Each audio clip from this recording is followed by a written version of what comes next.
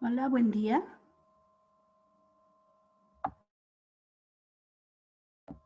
Doctora, buenos días. Buen día, ¿cómo están?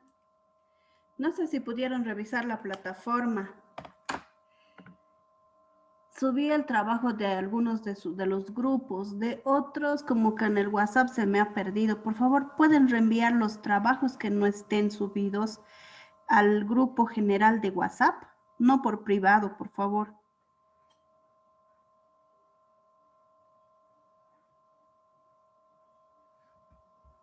Ya el día de hoy vamos a ver lo que es abordaje clínico y farmacodependencia. Ustedes saben que la farmacodependencia es también dentro de la psicología y de la psiquiatría, es uno de los ámbitos que se trabaja, ¿sí? ¿Y por qué va a estar causado? Va a estar causado por una dependencia de los fármacos, de un organismo vivo y de una dependencia, ¿sí? Se va a modificar el comportamiento, las reacciones, los impulsos, y tienen que consumir estas sustancias adictivas en forma periódica o continua, a fin de llegar a tener esos efectos psíquicos o bien para evitar el malestar o producto de la deprivación. Entonces puede ser también por medicamentos, por drogas, el cigarro, el alcohol, lo vamos a ir viendo, ¿sí? Entonces, ¿por qué se produce esta dependencia física? Se produce debido a las adaptaciones normales del cuerpo a la exposición crónica de esta droga. Es decir, que constantemente se ha ido consumiendo, ¿sí? Puede incluir la dependencia física, eh, para que veamos que hay algo de dependencia, que es una adicción, tiene que haber la búsqueda y el consumo compulsivo de esta droga, a pesar de las consecuencias que en ocasiones pueden ser devastadoras, ¿sí?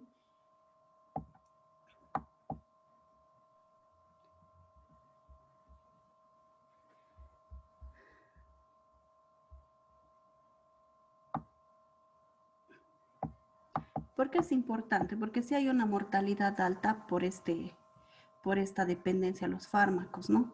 La muerte por abuso analgésicos, opioides, exceden las muertes por todas las drogas ilícitas. Los analgésicos opioides, si se dan cuenta en este gráfico, es bastante amplio, ¿no? En un estudio que se ha hecho. Las drogas ilícitas están por debajo de esto.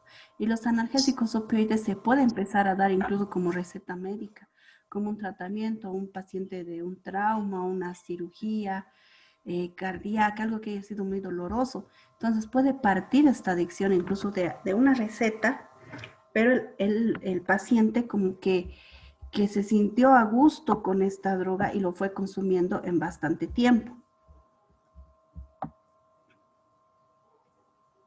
¿Y cuáles son estas drogas que tenemos? Las vamos a clasificar en estimulantes o en depresores, ¿sí? Dentro de las estimulantes tenemos las anfetaminas, la cocaína, los alucinógenos, la marihuana, el ácido lisérgico, la mescalina, la psilocibina. Y los depresores, la droga que más se vende, que constantemente es consumida, el alcohol, barbitúricos, tranquilizantes,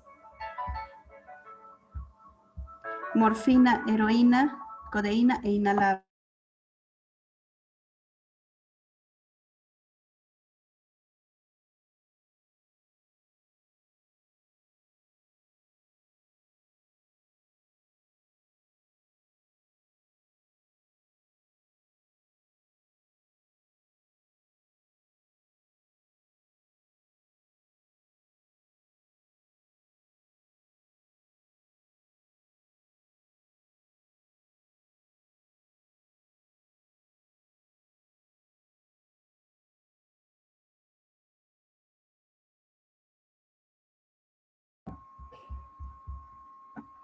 Ahora sí se escucha, ¿no? Entonces acá también vemos que la marihuana es consumida en más del 50% de esta población, ¿no? Por el acceso que hay, puede ser también recetada la marihuana en algunos países, tratamiento como para el glaucoma, para algunos tipos de dolores, pero legalmente también es bastante la comercialización que hay y es más del 50% en todo este rango que tenemos acá de esta muestra, ¿no? Analgésicos, el 14%. Inhalantes, tranquilizantes, alucinógenos, estimulantes, sedantes, cocaína y heroína. Este gráfico más que todo es para que se den cuenta que no es muy amplio. La farmacodependencia no es que específicamente son los pacientes que están en relación a la cocaína y a la heroína, ¿no? Hay bastantes tipos de pacientes que pueden estar en este rango y empiezan con una receta médica. Pero ¿de qué depende? De la característica de la persona. ¿Cómo va a ser la persona que se va a volver adicta a estas drogas o a estos fármacos? Por eso acá tenemos qué personas son más propensas a esta adicción. Las personas que tienden a la depresión, las personas que tienen cambios bruscos de estado de ánimo, personas con intolerancia al dolor y las molestias. Sí, utilizan medicamentos de una forma continuada para huir del malestar físico. Y a veces dentro del área de la medicina, los mismos médicos podemos caer en esto, ¿no? Hay especialidades específicas, incluso los anestesiólogos, terapistas que tienen acceso a algún tipo de droga un poco más fuerte, son los que también van consumiendo por el estrés que les produce, por los turnos, por el cansancio, por el dolor. Entonces, es complicado, hay que saber manejarlo y hay que saber que existe este problema. ¿Sí? Entonces, si los médicos a veces caen en esto, el personal de salud, no solo médicos, personal de salud, enfermeras, dentistas, médicos, peor nuestros pacientes.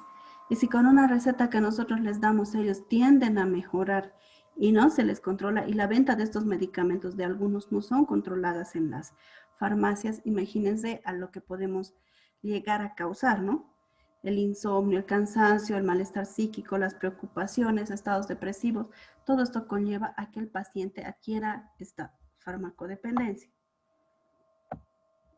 Hay personas bastante impulsivas, poco reflexivas. Cuando hacemos el análisis, la historia clínica de nuestro paciente, tenemos que tener en cuenta esto, ¿sí?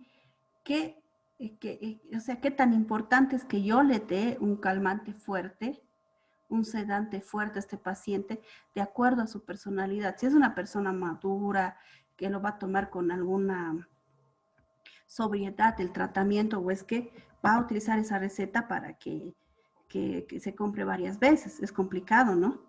Personas que utilizan los medicamentos para fines no terapéuticos, ¿sí? Anfetaminas para rendir más en el estudio.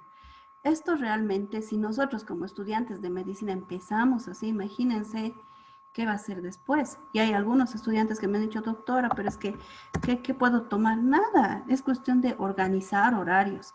Si estamos desde la parte básica, estimulando nuestro cerebro, estimulando nuestro estudio, no vamos a poder llegar muy lejos. Somos personas débiles, ¿sí? Para este tipo de personas tienen que formar su carácter, tienen que fortalecer ese carácter, porque la tentación después es muy grande, ¿sí? Y es lo que no queremos. El médico es la persona ejemplo, la que tiene que saber manejar las drogas, ¿no? También hay personas con trastornos alimentarios, desinformación del riesgo de cierto tipo de medicamentos, justificación de fórmulas médicas para aliviar nuestros malestares internos. Sí, hay personas que realmente, como les digo, necesitan ir a un psicólogo, necesitan sacar, a veces van, por no aceptar, van primero al médico y el médico no se da cuenta, les da la receta, como receta de cocina, no se fijan más allá, no hay la empatía. Posteriormente vamos a hablar de la empatía, que es muy importante. Tenemos que saber, tenemos que estudiar a esa persona. ¿Qué características tiene? ¿Qué personalidad tiene? Si es una persona histriónica, si no, es una persona obsesiva compulsiva, si es una persona si está madura, no está madura, qué edad tiene. Todo eso es importante, ¿sí? Para poder dar la receta. Y si no tengo que trabajar con el psicólogo, tengo que trabajar con el psicólogo, ella verá si va a trabajar con el psiquiatra. Por eso en el tratamiento el único médico que está facultado, ni siquiera el psicólogo, es el psiquiatra directamente. Tiene que pasar por su consultorio, por la consulta, para poder dar diferente tipo de medicación. Ahora, como personal de salud caemos en esto, la automedicación. Y mucha gente va a la farmacia y la farmacia se presta para eso, no hay ese criterio en nuestras farmacéuticas de responsabilidad con los pacientes y ellas son las que están recetando, ¿no? La acitromicina para esta enfermedad. Le puedo vender el otro o le cambian la receta. Una D, por ejemplo, Remitex a Remitex D o una letra en un fármaco es diferente. No podemos Doctora, ver el cambio de receta. Dígame. pero ahí en Bolivia, ¿no? Porque acá en Brasil no se venden los medicamentos así de esta forma. Hay un control, por ejemplo. Todos los antibióticos hay una receta especial. Igual para los psicotrópicos, creo que así es. Es otro tipo de receta, por ejemplo. Exacto. Exacto. Y es muy común que anden por ahí algunos familiares o amigos, hazme una recetita, necesito un Neuril. Hazme una recetita, por favor. Sí, si uno les dice no, como que se molesta, ¿no? También es controlado, tiene que ser controlado, pero nuestras farmacéuticas venden 2 o 3 antibióticos, no venden el tratamiento completo o no venden bajo receta médica, no está controlado todavía, falta trabajar mucho la gestión acá en Bolivia y el control farmacéutico también. Ni siquiera en las grandes, en Farmacorsan, en Lías, nos piden la receta, a veces nos venden paroxetina, floxetina, ¿no? Hay otros que sí, es sí o sí bajo receta médica. En farmacias Chávez, doctora. Sí, algunos, pero también, o sea, la cosa es que uno va a la farmacia del barrio y puede conseguir, es lo malo. O las mismas farmacias buscan a los médicos y nos dicen, ay, por favor, una recetita de esto para, me ha tocado y hay que decir no. ¿Por qué? Porque estamos ante la farmacodependencia de alguien, ¿sí? Entonces, una estructura ineficiente para el control del consumo, ¿no? Eso es bastante amplio aquí en Bolivia y está mal estructurado. Hay que trabajar bastante en lo que es gestión. Pero si ni alcalde tenemos, ¿qué podemos esperar? No, si tenemos basura en las calles, ¿qué podemos esperar en nuestra ciudad? Tenemos otros problemas que deberíamos ir trabajando, pero ni los más básicos podemos avanzar como ciudad. Incremento de trastornos psicológicos, ¿no? Por todo este problema también del COVID, ¿cuántas personas habrá habido que han necesitado de algún calmante y ha empezado su problema? Entonces, dentro de los factores individuales, vemos la presión social, la influencia. ¿Quiénes están en la influencia? Nuestros jóvenes, nuestros adolescentes, aunque ahora están más dentro de casa, ¿no? Pero la influencia es muy importante. Que hay que trabajar y hay que ser bien claros con los padres, esa cercanía, ¿no? Ahora por trabajar uno deja a los hijos. Que hay que trabajar la relación con los adolescentes, con los niños. Sí, la necesidad de conocer la curiosidad que tienen los niños. Y a veces hacemos mal, o sea, dependiendo del lugar. Hay lugares en los que no se toma tanto, pero en Cochabamba se exagera con la bebida, creo. Personalmente, ese es mi punto de vista, se exagera cada fin de semana sin son ni ton, por familias, los niños incluidos. Entonces, dependiendo cómo nos criamos o cómo queremos formar nuestra familia, va a haber esa necesidad de esa influencia, cómo vamos viendo, ¿no? Cómo van viendo nuestros niños o nuestros sobrinos. Empezaremos desde nuestra casa, ¿sí? La ignorancia, las falsas creencias, la desorientación. Aunque no crean ustedes, ya siendo médicos o estudiando medicina, tienen un poquito más de peso en la misma familia para poder marcar la diferencia y determinar los valores hacia lo correcto. Pero tenemos que empezar de uno, ¿no? No me voy a estar estimulando a mi cerebro para estudiar, no.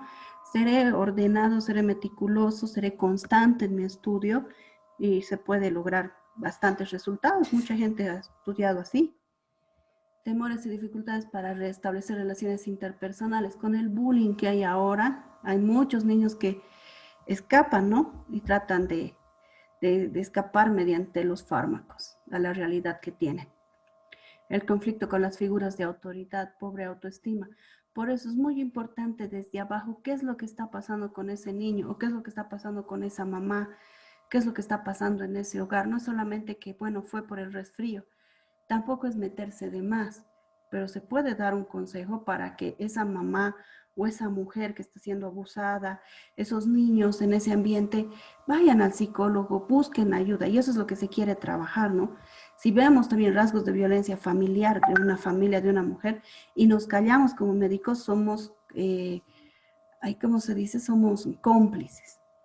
Tenemos que hacer la denuncia o tenemos que ayudar. ¿Por qué? Porque esos niños al final quedan en esto, ¿sí?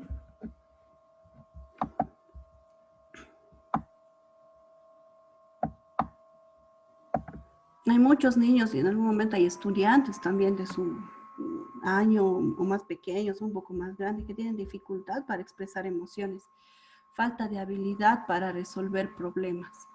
Entonces esto es más fácil que este tipo de gente tenga este tipo de problemas. Factores familiares, deficiente e inadecuada comunicación, desintegración familiar, conflictos y desacuerdos de la pareja, ausencia, manifestaciones afectivas, figuras paternas ambivalentes. Tenemos que ver, tenemos que catalogar qué tipo de familia tiene mi paciente, si es un adolescente, ¿no? ¿Qué es lo que está pasando? ¿Sus padres están divorciados, no están divorciados? ¿Su papá es un abusivo? ¿Su mamá es una alcohólica? ¿De dónde viene ese niño? Y es bien cierto, ¿no? Uno a veces busca justificar por qué hago algo. Cuando bien se dice que a pesar de que estoy viniendo de una desintegración familiar, va a depender de la persona para salir adelante. Pero eso no deja de lado que estos factores familiares en algún momento pueden influenciar, ¿sí? El formar carácter o el ayudar al paciente es importante. La ausencia de manifestaciones afectivas, figuras paternas ambivalentes, dificultad para aceptar cambios de comportamiento en los hijos debido a su crecimiento y desarrollo. Tanto para los hijos, la adolescencia es complicada. Lo mismo para los padres, ¿no? Porque no van a ser siempre los chiquititos que obedecen. Crecen y tienen sus diferentes puntos de vista. Maltrato y ejemplos inadecuados a los hijos, falta de convivencia. Y dentro de los factores sociales, desempleo. Esto tan importante que estamos viendo ahora, ¿no? Tanto desempleo que hay, insuficientes opciones de capacitación laboral, o por más que tenga una especialidad o algo, no hay empleo. Los problemas económicos, la pobreza que existe ahora, no sé si han salido, se han dado una vuelta por la ciudad. Estamos complicados, se nota esto a la legua de que esto ha empeorado, ¿sí? La insuficiente recreación y la práctica deportiva. Todo esto con la pandemia está peor. Modas y penetración de estilos de vida a través de los medios de comunicación. Y a veces no solamente el que tengan, ¿sí? Porque no es solo un problema de la persona que no tiene, pero si no tiene ni para comer, tampoco va a tener para su farmacodependencia. Es también problema del estatus alto, ¿no? Que andan en ese lío de que quién se viste mejor, quién está mejor, el estilo de vida, el mejor carro, la mejor casa, mejor trabajo, abandono de los hijos, no hay valores, ¿sí? Y como tienen dinero, tienen más disponibilidad de drogas. Cuando no les cuesta a los hijos, cuando no les cuesta obtener lo que tienen o todo es herencia, tienen más disponibilidad de drogas. La cosa es pasar la bomba, la cosa es pasarla bien, la inseguridad, la corrupción, ¿sí? O la migración, la marginación también. O sea, desde ambos puntos de vista hay que ver que puede haber factores para que llegue a la farmacodependencia. Falta de servicios públicos asistenciales también. Hay gente que no tiene dónde asistir. Insuficientes e inadecuadas opciones educativas. Y dentro de esto hay cada colegio, hay muy buenos colegios en Cochabamba, los tradicionales, digo yo, pero hay otros que es cualquier cosa, donde no les enseñan ni lo que es un valor, no sé, para los que creen en Dios, ni lo que es Dios, ¿no? Entonces hay que ser muy cuidadosos en todo eso, ver de dónde viene ese paciente, realmente quién es ese paciente, ¿no? Entonces, cuando ya el paciente es fármaco dependiente, ¿cómo lo vamos a identificar? Nunca va a decir, sí, yo soy farmacodependiente, obviamente. No tiene conciencia de que está enfermo, no tiene conciencia de que es adicto. ¿sí? Realiza conductas de alto riesgo. No se controla, no tiene capacidad para autocontrolarse. Presenta negación al tratamiento.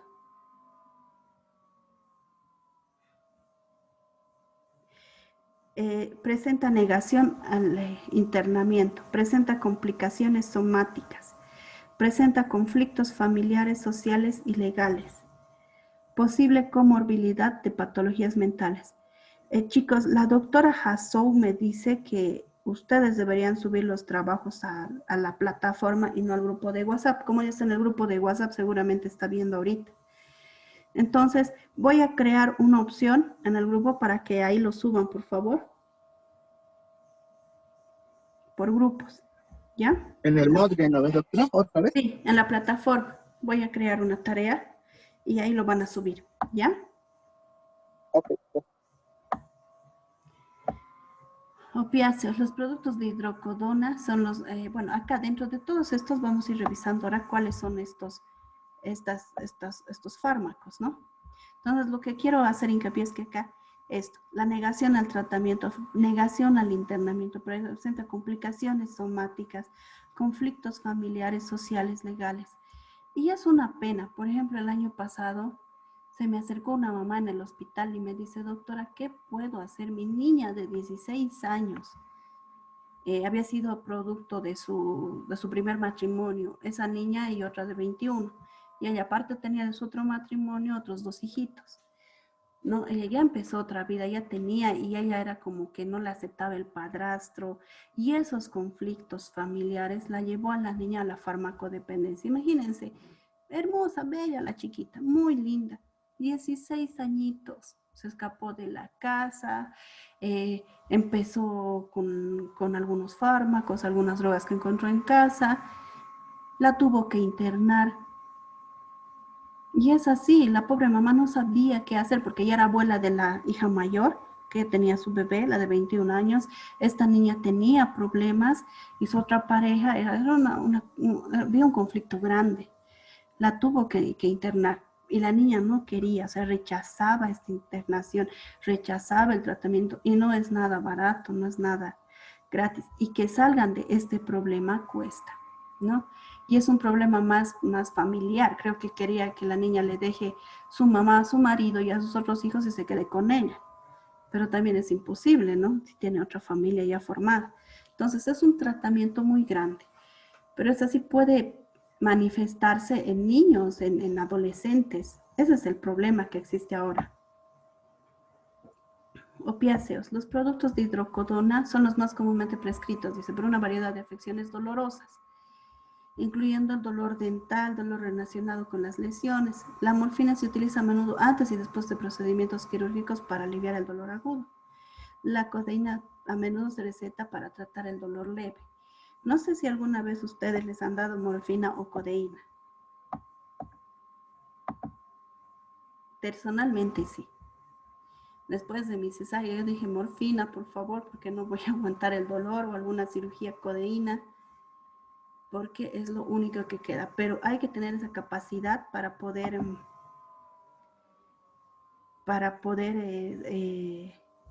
sobrellevar, ¿no?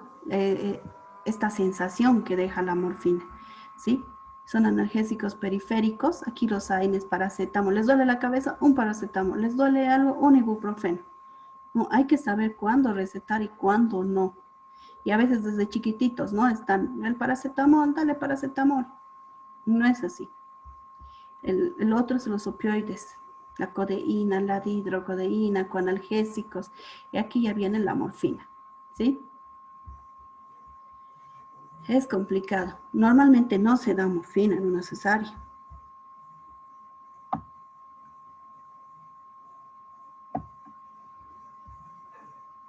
¿Ustedes ya han llevado farmacología? No todavía. No. Entonces, bueno, es una clasificación, así les voy a poner solamente como agonistas puros, parciales, agonistas y antagonistas, ¿sí? La morfina, la peditina, metadona, el tramadol, por ejemplo. Y hay combinaciones, tramadol más paracetamol, fentanil. El fentanil no van a encontrar, pero hay tramadol, la metadona, ven, el tramadol más paracetamol, el tramadol más ibuprofeno, el Metagesic, por ejemplo, y produce una sensación de alivio increíble. Y ahí es donde radica el inicio de la farmacodependencia, ¿no? Hay que tener mucho cuidado cuando recetemos esto. Tenemos que saber a quién vamos a recetar qué, ¿sí? No es nomás que viene el visitador médico, me muestra la nueva presentación y les va bien con los pacientes, sí, y lo que viene después. Sí, si se dan cuenta, más o menos tienen una estructura similar, ¿no?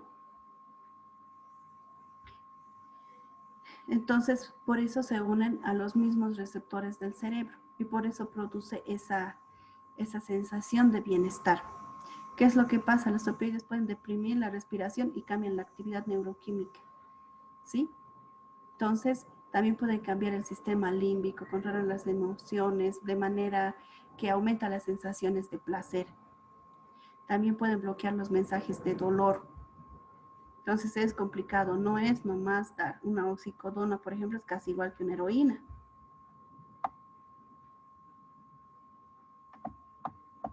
Aquí también tenemos depresores del sistema nervioso central, que son los sedantes, los tranquilizantes, las sustancias que pueden disminuir la actividad cerebral. Esta propiedad hace que sean útiles para el tratamiento de la ansiedad y del sueño. Sí, hay gente que no puede dormir, que está ansiosa y les dan Nosoneuril para que se duerma.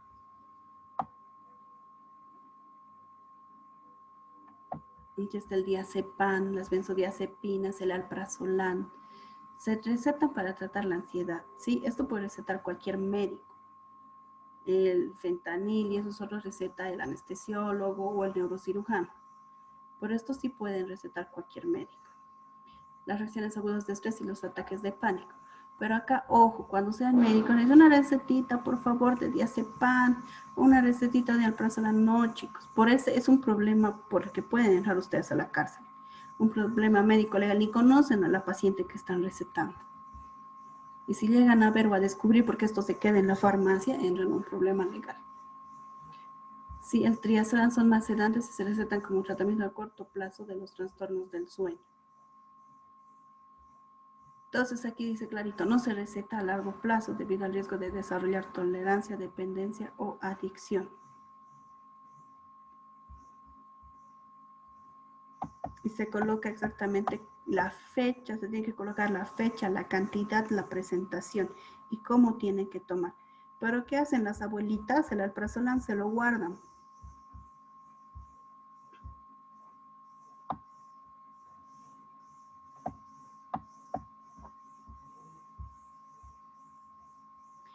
El Zolpidem también se receta ahora para algunos problemas de sueños, ¿sí? Las benzodiazepinas, barbitúricos, el mefobarbital, fenobarbital, sódico. Esto receta el anestesiólogo, ¿sí? Esto es para reducir la ansiedad y ayudar con los problemas de sueño. Doctora, ¿Sí? y el tema Cepan, igual yo uso ese para dormir. ¿Cuánto tiempo usas? Cuando estoy estresado no puedo dormir así nomás. Pero uso la dosis baja, digamos que es 10 o 5. ¿Y por qué no puedes dormir? ¿Tienes algún problema de estrés, algo? A veces. No, tienes que ir al psicólogo también, o sea, tratar de ver otras opciones o hacer deporte, El natación. doctor eso me dijo, me dio las tabletas, todo. Fui al psicólogo igual, pero esas las únicas me dio. Hago deporte casi siempre, normal. Así, y me dijo, me dio eso. Y cuando voy a comprar a la farmacia, se queda con la receta y mi fotocopia de carnet más. Sí, pero no es bueno. O sea, está bien tal vez un tiempo, ¿no? A veces uno tiene sus crisis, pero hay que tratar de salir de eso. Eso es lo recomendable. Porque te diré que en medicina uno después a veces se deprime más. Ahorita están empezando y el estrés son los exámenes, aprobar, perder el año, qué sé yo, con la pandemia y demás es complicado, ¿no? El dinero, el trabajo. Pero ya después cuando uno está en medicina, en internado, es más complicado. Sí, Sí, porque no me es dijo nada que agradable. O sea, es linda la carrera, ¿no? Pero es deprimente en algunos momentos y para eso tienen que llegar preparados.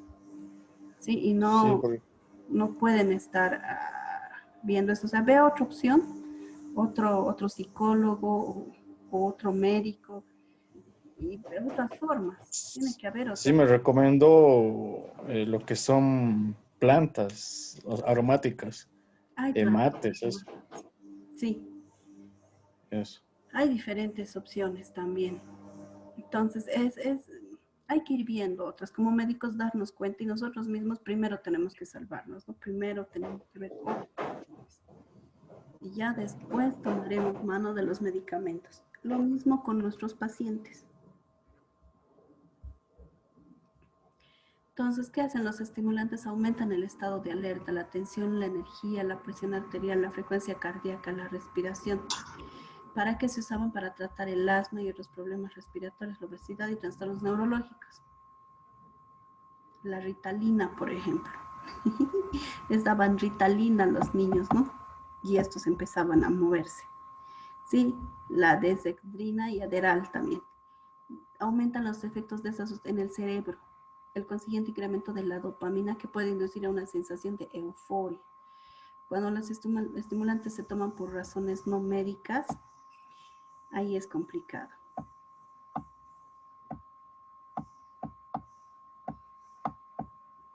Y aquí está, ¿no? La marihuana es complicada.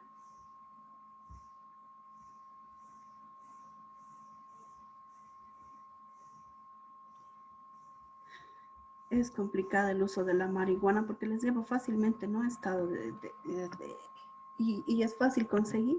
Existen los colegios. Y lastimosamente existe en los colegios en ambos niveles. En los de mayor categoría, en los de menor categoría. Existe en todo lado. Dependiendo del tipo de gobierno que tengamos, seguramente esto aumentará. Pero a nivel mundial es este gráfico que les muestro, ¿no? Entonces, ¿cuáles son los criterios que tenemos que tener para ver si este paciente tiene esta dependencia? ¿Sí? Que tienen que tener ese deseo intenso o compulsión de consumir la sustancia. No hay un solo día que pase sin consumirla. Sí, que necesita. ¿Cómo diagnostican a estos pacientes, por ejemplo, en el exterior, que es bien controlado? Buscan uno u otro hospital, se inventan dolencias, dolores, cosas para que les receten, porque a veces ni el ibuprofeno les recetan fácilmente, ¿no? En otro lado se puede controlar un poco mejor y se puede diagnosticar. En nuestro medio es más complicado.